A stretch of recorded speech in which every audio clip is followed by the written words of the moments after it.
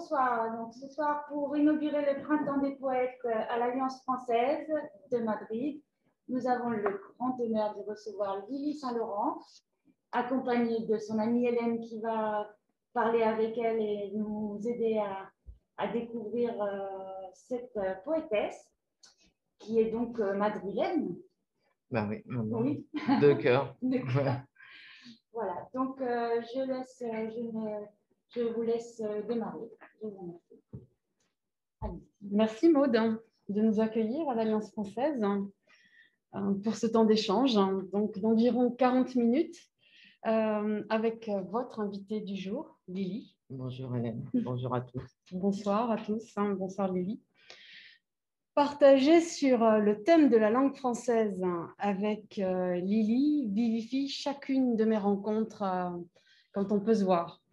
Et c'est vrai que ça fait que je suis très, très, très heureuse d'être là ce soir à tes côtés pour parler de l'urgence de sa poésie à offrir et à dire les deux. Cet entretien, Lily, s'intéresse à ton parcours en poésie et un peu parce que, voilà, une question toute bête pour démarrer. Comment tout ça a commencé?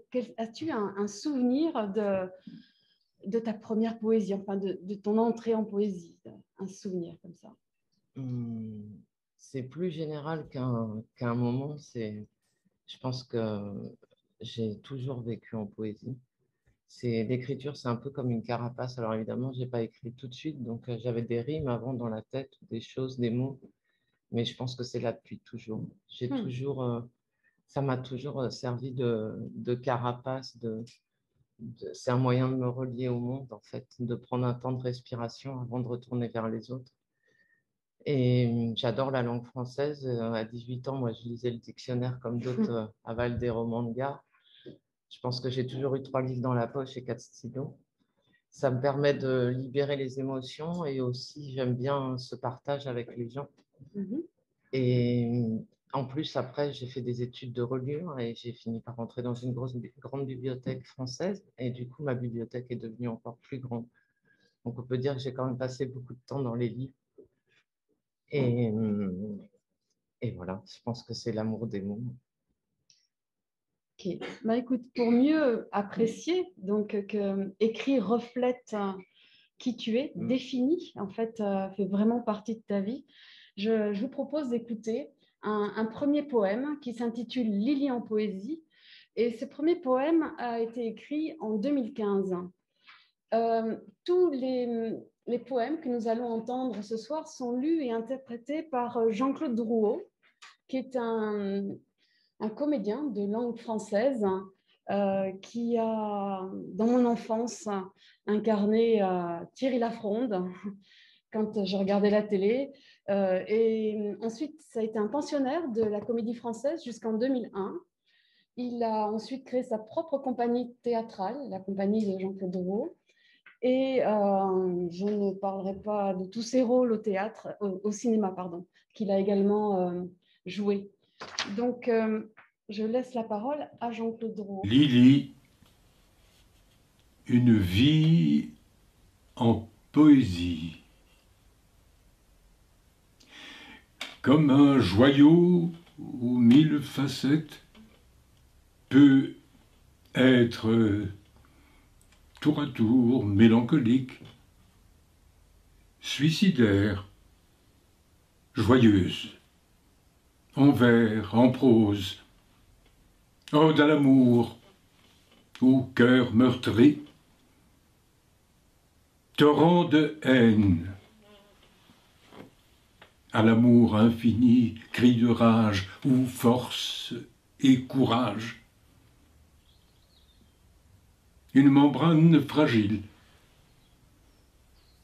écho d'humilité, de la beauté du monde ou de son affreusité. Elle berce nos chagrins, illumine nos joies, dompte nos peurs, exacerbe nos sentiments et se rend nos croyances, brisant toutes les amarres, chamboulant notre danse. Elle est l'essence même. Elle est la vie. Quand j'entends l'ensemble de tes poésies, le mot qui me vient, c'est vraiment l'intensité. C'est quelque chose, c'est une poésie intense. Je dirais que tes vers nous ballottent souvent entre la délicatesse de ton regard et les puissants frissons qui font battre ton cœur. C'est vraiment des choses que je dirais que les lecteurs comme moi trouvent que tu nous emportes dans tes poèmes vers un continent intérieur et solitaire qui est où règnent tes émotions. Et elle nous cloue très souvent sur place, la gorge nouée, quoi.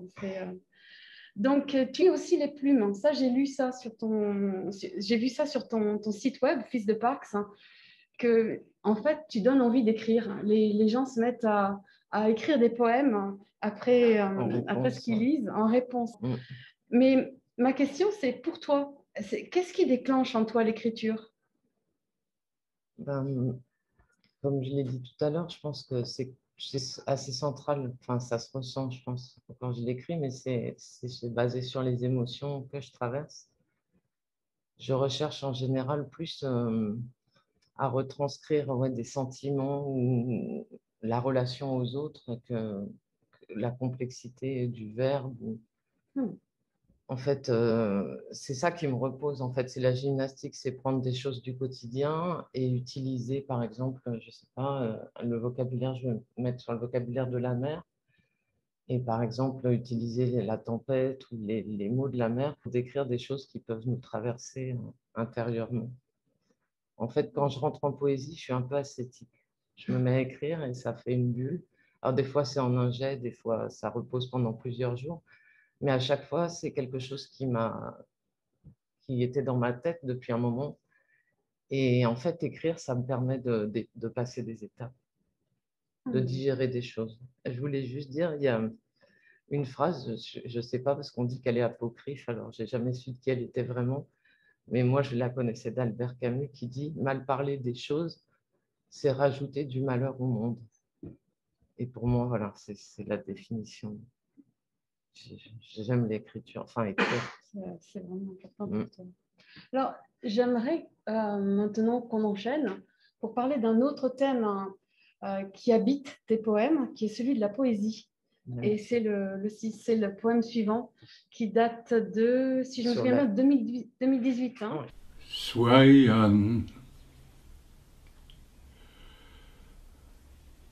Le soleil décline doucement sur tes courbes généreuses, et ses rayons d'or et d'argent se fondent en toi profondément. Peu à peu, le silence s'impose, chassant les derniers moteurs, et tes dégradés de rose, peu à peu, se meurent. Plus de jolies rayures nacrées, dansant dans le souffle du vent. Une nuit douce, enflammée, t'envahit soudainement. Et seule l'ultime lueur d'un feu de l'amitié pose quelques couleurs sur tes pentes incurvées, t'offrant vers le matin le plus beau de la vie, la tablée de copains qu'on voudrait infinie. un poème, il me semble, d'ailleurs ça se termine sur la tablée de copains qu'on voudrait être infini, c'est les amis, c'est vraiment eux, C'est la base. c'est la base, c'est la source C'est la d'inspiration. base. Mais moi, je dois dire, je dois dire que dans ce poème, ce qui me touche beaucoup, c'est cette métaphore, en fait, de ces dunes qui, pour moi, ressemblent, sont comparées à un corps de femme, à un nu féminin. Je ne sais pas ce que mes yeux regardent, ce que mes yeux caressent du regard, si c'est un paysage de sable ou si c'est un nu. Voilà. Donc, c'est dans ce sens-là que ce poème me touche beaucoup. Mais parle-nous de l'amitié. Je crois que c'est quand même central, hein, dans ta vie, quoi. Nuit et jour, c'est quelque chose qui habite. Au moins. Nuit et jour, au moins. Oui, je pense que l'amitié, on peut dire que c'est un pilier central de ma vie et c'est en tout cas mon point d'ancrage. On le verra plus tard sur le thème de la maladie, mais je pense que j'ai cette chance d'être bien entourée et je pense que ça aide beaucoup à survivre à des épreuves. Et c'est un des piliers en fait qui m'a poussé à créer Fils de Parcs, mon site web, qui était au début un blog. C'est depuis plusieurs années déjà, on a créé le calendrier de l'Avent de Lily. Et à Noël, enfin pendant les 24 premiers jours de décembre, donc comme un calendrier de l'Avent, tous les matins, quand je me lève, j'envoie un message suivant ce que je pense, mes émotions. Et il y a toujours attaché une pièce. Ça peut être une poésie, quelque chose de drôle ou alors une vidéo. Quelle cadence! Et ouais, sur 24 jours, c'est pas forcément facile à faire, surtout en tremblant, mais c'est plutôt drôle. Et ce qui est génial, c'est que du coup, on est reliés tous ensemble autour du monde et on peut échanger des messages. Enfin, moi, ça me rend heureux. Tu as des amis donc dans le monde entier. Ben, en fait, j'ai habité déjà dans 3 pays différents et puis les gens ont bougé aussi. Donc, oui, avec le temps. Avec le temps, ça. Effectivement, donc tu commences à en parler. C'est le moment où nous aimerions donc dans cet entretien aborder le thème, un thème qui a impacté énormément ton parcours en poésie, qui est le thème de la maladie. Il a fait basculer donc ta vie vers un ailleurs inattendu. Je peux le dire. Et pourrais-tu nous dire donc qu'est-ce que c'est que la maladie de Parkinson et également quelle est la nouvelle place que l'écriture a prise, puisqu'on a compris qu'elle existait depuis toujours, et quelle est la nouvelle place? Comment elle t'accompagne aujourd'hui dans ce nouveau contexte? Alors, je vais essayer de reprendre les questions dans l'ordre. Oui. Je vais essayer de faire de l'ordre dans ma tête. En fait, Parkinson a débarqué dans ma vie à la trentaine, ce qui n'était pas forcément l'image qu'on a de la maladie de Parkinson. Et c'est une maladie en fait chronique, assez difficile à prendre en charge parce qu'elle peut prendre des formes très différentes suivant les patients. C'est rare qu'on soit deux à avoir exactement les mêmes symptômes. Ce qui caractérise quand même la maladie, c'est une très grande fatigue et beaucoup de rigidité. Après, il y a des gens qui tremblent, il y a des gens qui ne tremblent pas.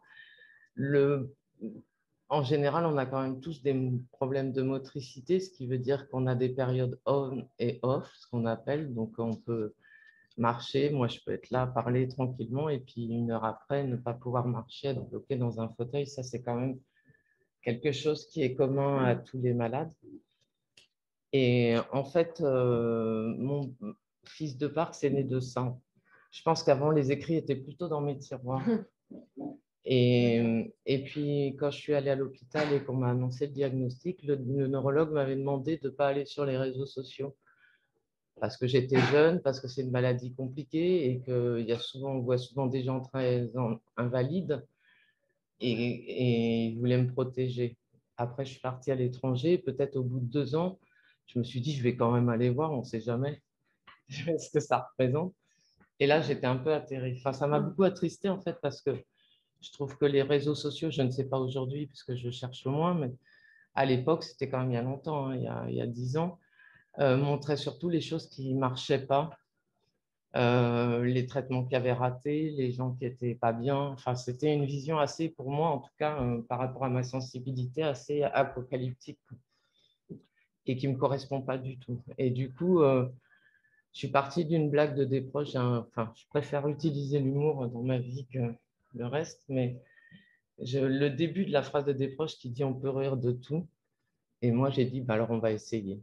Et j'ai créé Fils de Parcs voilà, comme ça. Et l'idée, c'était de partager de la musique, partager mes textes, partager ce que j'aimais et surtout ce qui me faisait avancer au quotidien. Parce que je rencontrais des poèmes, de la musique, des textes, des choses qui, moi, me permettaient de passer des étapes.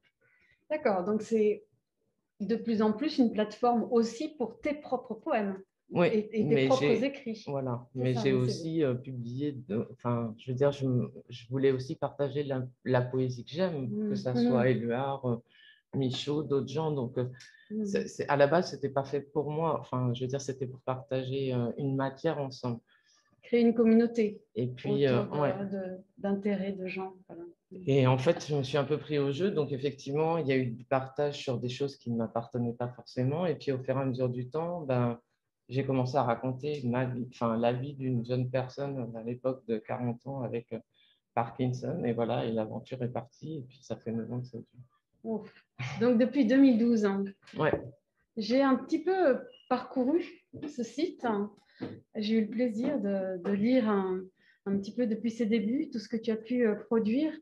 Et ce que je dirais, c'est que il y a une évolution en fait dans tes écrits.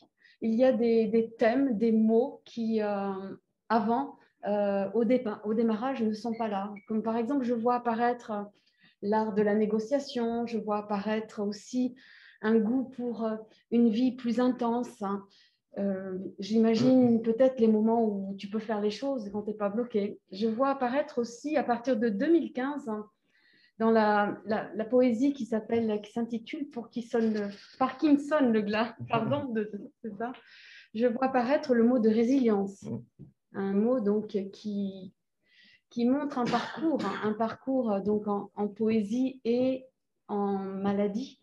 Je vois également aussi, comme tu le disais si bien, en fait le thème de l'humour, un besoin d'humour, comme une incroyable bouffée d'oxygène en faisant des jeux de mots, des calembours et en mettant de la bonne humeur dès que possible.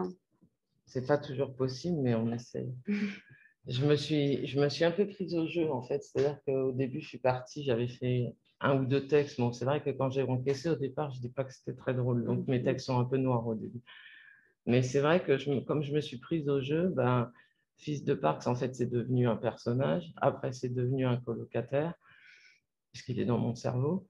Comme j'étais dans un pays anglophone à cette époque-là, c'était facile parce que brandmate, ça fait colocataire de cerveau, ça n'existe pas en français, donc c'était pratique pour moi, je l'ai adopté. Et voilà, comme j'avais décidé d'écrire sans censure sur ce qu'on vit, je ne peux pas dire que toutes les poésies que j'ai mises sont empreintes d'humour, mais je crois que quand même l'écriture a un côté thérapeutique et que l'humour et la dérision, ou en tout cas prendre du recul par rapport à moi-même, m'a beaucoup aidé à dépasser le cap de la maladie. Et en fait, je voulais surtout que je refusais de voir la maladie comme une tragédie. Ça peut paraître bizarre, mais j'ai décidé de prendre un autre chemin. Et voilà, pour l'instant, c'est ce qui m'aide à vivre. Ouais, effectivement, le blog de Lily est vraiment émaillé de coups de gueule contre son fils de Parks, qui nuit à sa santé. Et c'est vrai qu'il y a des textes, bien sûr, oui, je suis tout à fait d'accord, qui sont plus, et on va en écouter maintenant, qui sont plus en lien en lien avec la maladie, mais quand tu t'engueules avec ton fils de Parcs, c'est plutôt à mourir de rire. En fait, je me suis tellement, enfin, oui, je pense qu'il fait vraiment partie de ma vie, donc c'est devenu un compagnon de route. Donc forcément, avec un compagnon de route, on se lève le matin, on va prendre sa douche, on s'habille, tout peut être. Alors des fois c'est drôle, des fois c'est pas drôle, mais ce que je veux dire, c'est qu'il est là dans ma vie avec mon compagnon. Enfin, on a un locataire de plus. Mais ce que je vois aussi, c'est que ça donne une vie en dents de scie. C'est cette maladie. Ça te fait des moments où ça marche, des moments où ça marche pas, on and off, comme tu disais. Ouais. Et ce que je remarque à lire tes écrits aussi, c'est que tu revenais toujours de tes cendres, quoi. Comme un phénix. Après chaque crise où tu repars de plus belle, tu as un ressort assez extraordinaire. j'aime bien l'image. Après, je ne suis pas sûre d'être toujours au top. Mais... Bon, ben, voilà, on va aborder donc maintenant le lien un peu plus tendu qui s'établit, que tu tisses entre ta poésie et ce que tu vis. C'est un poème que va nous lire à nouveau Jean-Claude Drouot. Voilà, j'attends de le lancer. Il date de 2013. Tomorrow never dies. Et soudain, c'est la crise que tu n'attendais pas, comme une partie remise, souvenir d'autrefois.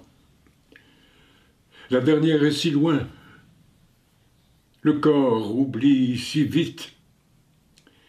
Résilience du matin où l'espoir qu'elle te quitte.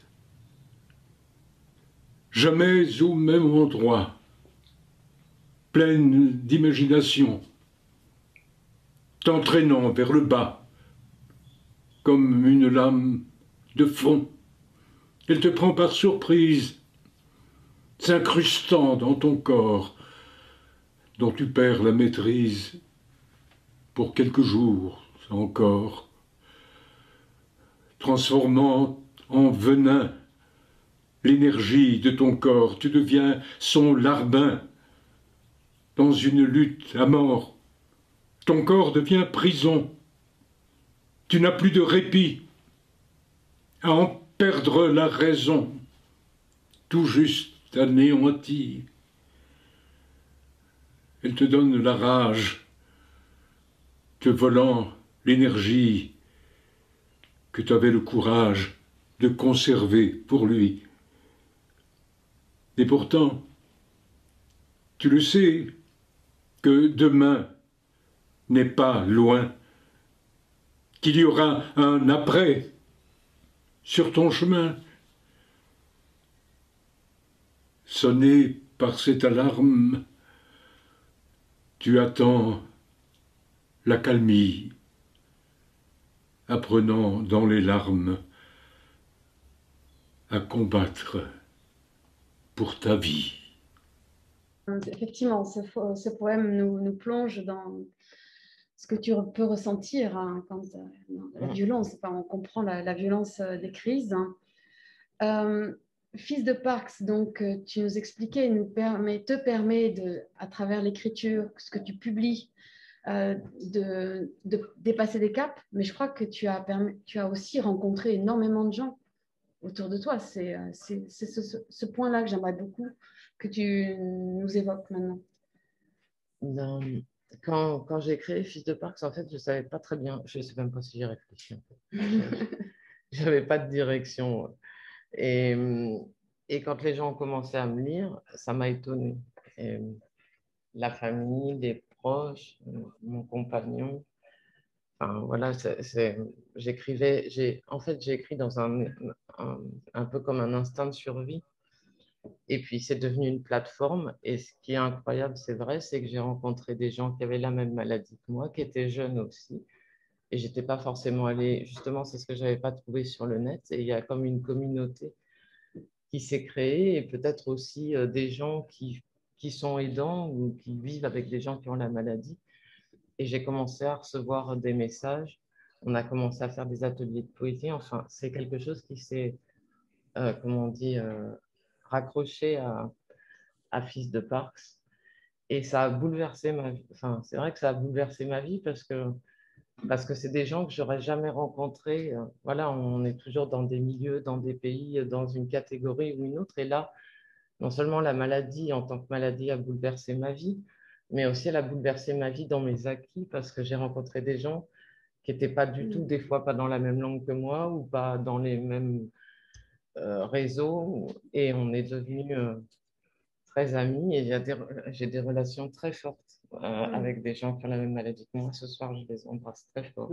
Ils se reconnaîtront. Je ne vais pas citer tout le monde. Je vais se faire un bisou à Fredo, mais ça, en fait, ça m'a donné de la force pour moi, pour accepter la maladie. Et ça m'a, dans un deuxième temps, c'est pour ça vous faire écouter un autre texte parce que à la fois, ça m'a rendue très heureuse et à la fois, ça me met des fois en colère parce que je l'expliquerai après, mais ce n'est pas forcément une maladie qui est très reconnue chez les jeunes, en tout cas au niveau administratif ou médical. Et on n'imagine pas du tout ce que c'est notre vie. Et du coup, si ça avait été pour moi, l'injustice, à la limite, je l'aurais supporté. Mais de voir tant de gens qui galèrent, ça m'énerve.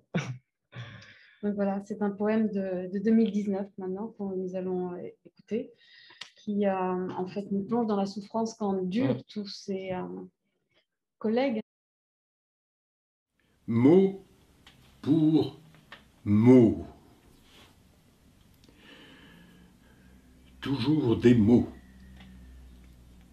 pour éponger ma peine, pour endiguer le flot quand la coupe est trop pleine. Des mots dans le désordre d'un jour de colère, refusant le bon ordre que celui de me taire. Des mots de désarroi pour nos corps en souffrance que vous n'écoutez pas, condamnés au silence. Des mots de lassitude, notre lot quotidien, le monde de solitude auquel on nous contraint. Des mots de rage pour vos médicaments, dispersés sans partage au profit des puissants. Des mots de chagrin pour votre silence. Point de une le matin sur notre résilience. Des mots vilains que je hurle aujourd'hui, n'en déplaise à certains. Nous, les malades, nous sommes encore en vie. Donc effectivement, là, on voit combien tu nous confrontes à ton exaspération et c'est exactement ce que tu nous annonçais, c'est-à-dire que ta poésie revêt un caractère engagé au bout d'un certain temps dans l'évolution de ton parcours en poésie. Je me rends compte qu'en fait, c'est pas très à la mode la maladie chronique. C'est pas le truc le plus glamour. Et c'est vrai que c'est ce que je dis dans mon poème, mais c'est pas forcément relayé par les réseaux sociaux. Surtout qu'en fait, la maladie de Parkinson est en général associée aux personnes âgées. Encore aujourd'hui, ce qui est étonnant parce que quand on voit le nombre de jeunes malades, c'est quand même énorme. Et quand la maladie de Parkinson débarque dans notre vie à 30 ans, on ne peut forcément pas l'envisager comme à 60 ou 65 ans. D'abord, une carrière professionnelle n'est pas finie. Il y a souvent des enfants en bas âge, il y a des conjoints. Enfin, c'est toute une vie à réinstaller. Et une maladie chronique, c'est dans la durée, évidemment. Donc, il y a des paramètres à prendre en compte et c'est très difficile, même au niveau administratif aujourd'hui, de reconnaître un vrai handicap parce que c'est vrai. Alors là, aujourd'hui, on me voit comme ça, on n'a pas l'impression, mais il y a des moments où je ne peux pas marcher, il y a des moments où je ne peux pas sortir de chez moi. Et comme on a cette espèce d'ambivalence entre le on et le off en permanence, même les médecins ont tendance à nous voir un peu en flou. Et ça donne une très mauvaise image, une très mauvaise structure au niveau de la société parce qu'on se fatigue très vite, il y a beaucoup de choses qu'on ne peut pas forcément faire, mais on n'a pas forcément l'aide ou la reconnaissance. Donc ça pèse sur les aidants, ce qu'on appelle les aidants, j'aime pas trop, qui sont nos compagnons. Je remercie beaucoup ce soir, mais je trouve que ça ne devrait justement pas reposer sur eux. Bon, la plateforme Fils de Parc, c'est un lieu de vie. On a commencé par ça. On a parlé effectivement de cette communauté, ce lieu où ton engagement s'exprime pour mieux défendre cette communauté. Mais je dois vous dire que je ne peux pas ne pas évoquer tes talents de cuisinière parce que ça a l'air de n'avoir rien à voir, mais Lily est une épicurienne et ce site, en fait, sur ce site, tu partages aussi ton art de vivre, en fait, qui s'est adapté avec ta maladie. Mais j'ai testé plus d'une recette de Lily et je peux vous dire que chez moi, on a testé pour vous. Allez sur le site et vous ne serez pas déçus. Vous aurez du succès à la maison. Donc, en fait, ma question maintenant, c'est de dire qu'en dehors de la dopamine, qui est le médicament que tu prends pour soigner les symptômes, mais qui ne soigne pas du tout cette maladie, tu fais, donc en fait, il y a tout un art de vivre qui se développe autour et que tu partages avec nous sur ta plateforme. Oui, en fait, les médicaments, la dopamine, évidemment, nous aide à avancer. C'est que quand elle ne marche pas, justement, qu'on est en roche. Mais je pense qu'il y a beaucoup de choses qui créent de la dopamine. On peut faire du sport, on peut être joyeux. Donc, ce n'est pas toujours évident, hein. Ça dépend de l'état de santé. Mais je pense qu'au fur et à mesure que Fils de Parc s'agrandit, grâce à tous les gens, tous les amis qui se sont raccrochés, au fur et à mesure, il y a des petits bouts de choses qui sont apparus, de la musique, justement de la cuisine. Donc, c'est un mélange, en fait. Mon site, c'est pas un mode d'emploi pour Parkinson. Moi, je me suis toujours battue. Je ne suis pas parkinsonienne, j'arrive même pas à le dire. C'est un mot qui m'échappe totalement. Je suis malade, une jeune personne atteinte de la maladie de Parkinson. Je pense que mon site, c'est un peu pareil. Il y a de la cuisine, il y a du sport. Alors après, nous, c'est une maladie du mouvement. Moins on en fait et moins on en fera. Donc après, si les gens aiment le yoga, ils peuvent faire du yoga, ils peuvent faire du tango. Moi, mon site n'est pas un mode d'emploi pour vivre avec Parkinson. Mais par contre, les gens qui ont envie de rigoler ou de partager quelque chose sont les bienvenus. Tu nous entraînes. Malade ou pas. Ouais. Tu nous entraînes dans la ronde. Effectivement, donc ça ne tourne pas qu'autour de la poésie. C'est tout un univers. Je peux vous assurer qu'il y a sur Fils de Parc, ce sont les photos, tout est de Lily. Les photos, les dessins, la mise en page, la poésie et tout ce qui... Et ceux qui sont invités, comme tes coups de cœur en musique, comme tu nous expliquais, ont beaucoup de chance parce que c'est vraiment comme d'aller chez toi, comme d'être invité chez toi. C'est un peu ma seconde maison. C'est ta deuxième maison. Bon, écoutez, cet entretien touche bientôt à sa fin. Nous allons écouter un dernier poème qui s'appelle Vivre tout simplement. Je voulais juste dire Dis-nous. Oui. Non, parce que en fait, Fils de Parc, au départ, c'est une plateforme, et puis petit à petit, il y a des choses qui sont sorties de Fils de Parc. Je voulais quand même remercier au passage quelques personnes. Il y a eu le livre tout d'abord, il y a quelques années, avec les 15 premiers poèmes. Il y a eu l'année dernière un beau projet qui s'appelle Mosaïque au Canada sur notre vie en confinement. Donc, ce n'est pas toujours sur le thème de Parkinson. Donc, des écrits de gens de tout autour du monde, comment ils ont vécu à l'instant T où ils étaient dans le monde. Donc, avec un ami que je salue ce soir au Canada, on a créé une plateforme pour que les gens puissent s'exprimer. Il y a 2 ans, on a monté donc Fils de Parc, des textes et des poésies de Fils de Parc au théâtre.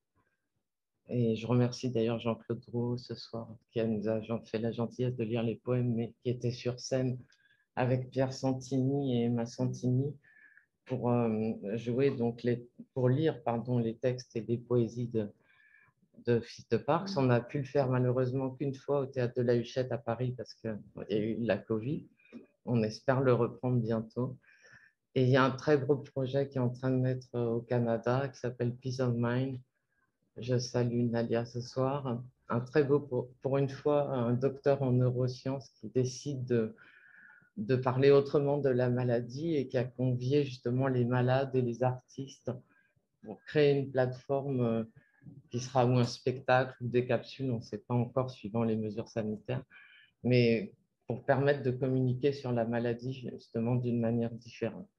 Voilà, en tout cas, c'est des très beaux cadeaux que j'ai pu partager et donc je voulais le souligner ce soir et surtout remercier l'Alliance française de nous donner une tribune. Merci à toi, Lily, d'être venue. Mais en fait, ce sont des projets tu essaimes, en fait.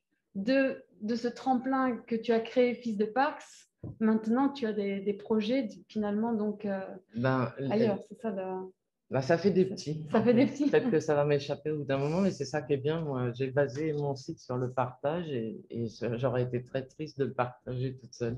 Et je voulais aussi remercier Anna-Léna qui est là ce soir, Maori, parce qu'on a un projet aussi de traduction du premier recueil en espagnol, ce qui me tient à cœur et je te remercie pour ta patience. Voilà. Donc, je vais laisser la place à notre ami Jean-Claude Drault, donc, qui va nous lire « Vivre tout simplement ». Et je lirai ensuite ce poème récemment traduit en espagnol, n'est pas encore publié, en attente d'éditeur. Ouais, on remercie Sol ce soir. Sol, hein, oui aussi, qui a aidé à la traduction. Vivre tout simplement. Dans le petit matin d'une fin d'été, je dilue mon chagrin dans une larme de café. Face à la mer, je savoure l'instant, malgré le calvaire des tremblements. Fixer l'horizon pour oublier les heures et cette lame de fond qui appelle les pleurs.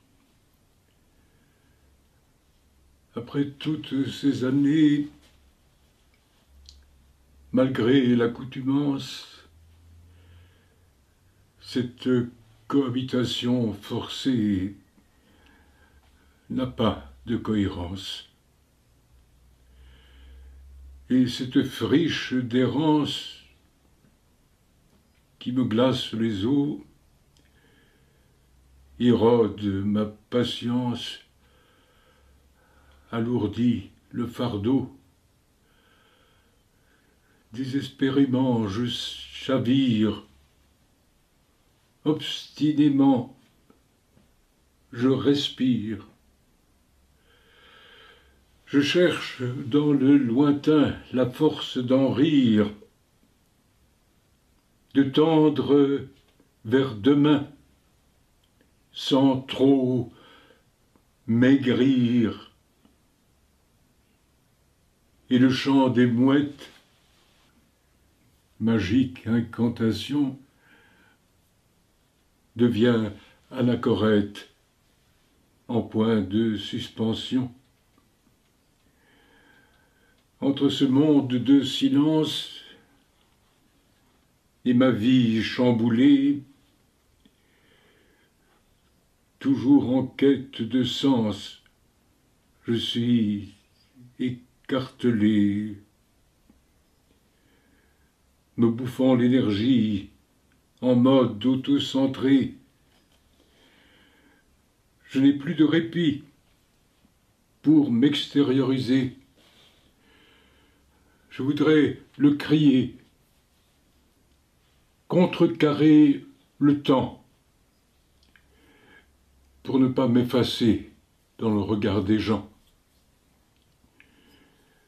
Car vivre sans partage est une prison qui me donne la rage de repartir au front. Un soleil prometteur déployant ses rayons réchauffe mon cœur et me rend la raison.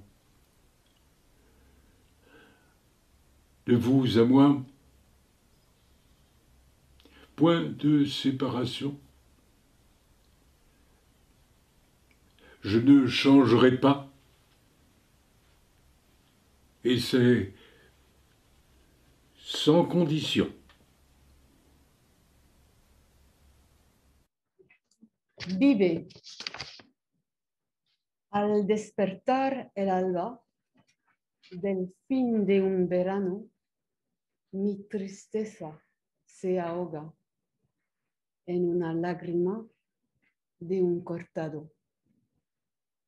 Enfrente del mar, saboreo el instante, a pesar del calvario y los temblores constantes. Fijar el horizonte para olvidar las horas de este mar de fondo que las lágrimas afloran. Después de tantos años, a pesar de la rutina, esta cohabitación forzada no tiene armonía. Esta tierra baldía me cala hasta los huesos, agota mi paciencia y sobrecarga mi peso. Desesperadamente me derrumbo. Obstinadamente respiro. Busco en la lejanía la fuerza de la risa, de llegar al mañana sin marchitar mi vida. Y el canto de las gaviotas, mágico encantamiento. Me vuelvo anacoreta a veces, con ligereza. Entre este mundo de silencio y mi arruinada vida, siempre en busca de sentido, estoy descuartizada. Devorando la energía centrada en mí misma, no encuentro descanso para exteriorizar mi vida. Me gustaría gritar, desalentar el tiempo para no desaparecer de la mirada del mundo. Vivir sin compartir es una prisión que me da la fiereza de volver al batallón. Un esperanzador sol calienta mi corazón, iluminando con sus rayos y me devuelve la razón. De ti a mí no hay separación. Yo no cambiaré. Es sin condición.